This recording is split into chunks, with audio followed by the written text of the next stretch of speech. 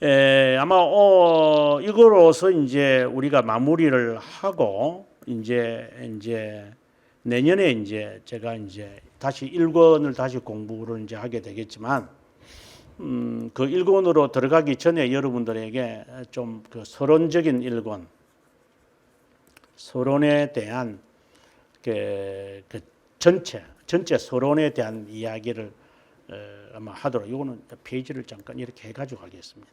좀 해보겠습니다. 기독교 강요의 가장 그 중요한 서론은 제가 저희 교회 새벽기도 때 했던 설교나 요즘에 와서 제가 욥기 설교를 하면서 했던 것을 여러분 참고하면은 제 말이 아마 도움되리라고 봅니다. 기독교 강조에서 가장 중요한 문구는 하나님에 대한 지식과 이게 가장 고상한 지식이죠. 그 다음에 우리 자신에 대한 지식이다. 칼빈이 이렇게 1권 1장 1항과 2항에서 이 말을 하게 될 때에 어떤 전제를 가지고 있는지를 우리가 먼저 생각하면 좋겠어요. 그냥 형식적으로 이야기해 보면 하나님에 대한 지식과 우리 자신에 대한 이 지식은 결국은 앞서도 말했지만 중보자에 대한 개념 이해로 확대되어져 갑니다. 요 중간 과정에서 우리가 본다면은 우리가 십계명도 그렇고 주기도문도 그렇고 주기도문도 1에서 4와 그 다음에 5에서 10이고 주기도문도 1에서 3청원과 4청원에서 6청원 이거는 이제 구조적인 거죠. 하나님에 대한 지식과 우리 자신에 대한 지식이다. 이거는 그냥 형태로 우리가 보게 되어지는 것이고 저 같은 경우에 말하자면 하나님의 청년과 인간의 측면에서 성경을 봐야만 한다. 이런 어떤 구조를 제가 이제 말한 것이고, 근데 실질적으로 딱 들어가면 이 지식이라는 것이 이게 존재라는 뜻입니다. 이 칼빈이 말하고 싶은 게 존재라는 겁니다. 하나님에 대한 존재 이해가 되어야 나 자신의 존재를 이해하게 되어진다라고 하는, 이제 이 말이 이런 것을 전제하고 있다라고 보면 이제 됩니다. 그러면 존재라고 하는 부분을 전에 1권 13장에 가보면 칼빈이 이 존재라고 하는 이 개념을 조금 설명을 이제 하는데, 조금 설명이 아니라 아주 중요하게 설명을 하는데, 존재라고 하는 이 말을 우리가 세 가지로 봐야만 보는데, 철학에서도 존재라는 말을 쓰고 실존이라는 말을 쓰잖아요. 근데 존재라는 말과 실존이라는 이 말을 우리는 굉장히 헷갈리게 쓰니까 칼빈은 1권 13장 1항에서 이 부분을 조금 명쾌하게 우리들에게 밝히려고 그래요. 존재라고 하는 것은 굉장히 폭넓은 이야기입니다. 조금 더 다르게 말하면 우리가 지금 제가 대전에서 강의하는 것처럼 실존주의라는 말이 있고 존재론이 있거든요. 뭐 존재론이나 존재주의나 마찬가지인데 이거와는 개념이 다릅니다. 실존주의, 존재론, 이거는 전혀 성격이 다릅니다. 실존주의라는 것은 익스텐셜리즘이라는 거고 존재라는 것은 온탈러지라는 겁니다. 전혀 다른 겁니다. 근데 존재와 실존을 헷갈리면 안 됩니다. 실존은 근본을 말하는 게 아니라 존재는 근본을 말하는 겁니다. 칼빈이 지금 말하고 하는 것은 실존을 말하는 게 아니라 존재를 말합니다. 하나님에 대한 존재 이해가 전제되지 않으면 우리 자신에 대한 존재 개념이 불가능하다는 겁니다. 그러면 철학자들이 우리들에게 세뇌시킨 existence, 이거 들어가 있는데 IS, existentialism이라고 할 때 existence라는 이 실존이라는 의미가 뭐냐? 이건 분명히 여러분 아시고 사용하셔야 됩니다. 이거 그들이 말하는 existence라고 하는 이 existence라고 말하는 이 실존이라는 것은 실제로 경험되고 드러난 나의 존재의 양태나 양상입니다. 그러면 내 존재가 이제 삶 속에서 내가 이렇게 드러나요. 경험을 통하여.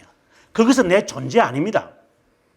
이 말은 다른 말로 한다면 사람들은 우리가 업적이라든가 실적이라든가 성적이라든가 저 같은 경우는 필적이라든가 이런 것을 통해서 이건 하나의 실존이잖아요.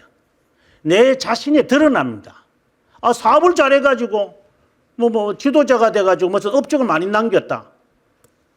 직장 다니는 사람 저 사람에 맡겨놨더만 일을 잘해가지고 확산이 됐다. 공부 잘해서 성적이 됐다. 그리고 글을 많이 썼다. 이거하고 실존하고 무슨 관계가 있습니까? 그거하고 존재하고 무슨 관계가 있습니까? 이게 존재입니까, 이게? 실존이죠. 외모도 마찬가지고, 외형도 그렇고, 이거는 실존도 아니에요, 이거는요. 이거는 무가치한 거예요, 이 자체는. 아무 의미가 없어요, 이거는요. 사회가 우리들에게 세뇌시킨 것에 불과하죠. 나이도 마찬가지고. 이게 무슨 소용이 있습니까? 이거 아무 의미도 없는 것들이잖아요. 근데 우리는 이런 실존으로 드러난 내 자신의 어떤 능력, 재능, 이것을 가지고 내 존재라고 착각을 하는 거죠. 하나님에 대한 실존이 나에 대한 실존이다. 이렇게 말하면 안 됩니다. 존재라는 말과 다시 돌아가서 실존이라는 개념은 전혀 다른 말입니다. 존재 안에 우리가 존재라고 말할 때 우리가 삼일체를 설명하면서 본질도 있고 본체도 있고 그 다음에 우리가 실존이 있다 이렇게 이제 제가 설명을 많이 실제라고도 하기도 합니다만은 본질도 존재고 본체도 존재고 실존도 존재입니다. 본질이라는 것은 일반적 보통 성격이라고 합니다. 그래서 이걸 우리는 인간의 본성이라고 그럽니다. 본성이다. 저 사람의 성격이 본래 가지고 있는 성격이 뭐지? 저 사람의 본질이구나. 그래서 그것이 그의 성격이고 그의 존재구나. 이렇게 우리는 생각합니다. 하지만 안 그렇습니다. 인간은 자기만이 가지고 있는 특별한 성격이 있습니다. 이것을 본체라고 그럽니다. 이게 단어는 좀 마음에 안 들지만. 그러니까 그 사람의 고유한 하나님은 이걸 보시거든요. 본질을 안 보십니다, 하나님은. 인간의 본체를 봅니다. 이걸 다른 말로는 우리는 인격이라고 그럽니다. 또는 인성이라고 그럽니다. 그 사람이 가지고 있는 그 성격이 있어요. 어느 누구와도 비교할 수 없어요. 이것이 가끔씩 이런 것을 통해서 실존으로 드러나겠죠. 그러나 나의 존재는 아니에요. 실존은 드러난 것이라고 했으니까. 그러면 이제 일반적인 성격, 본성이 있다.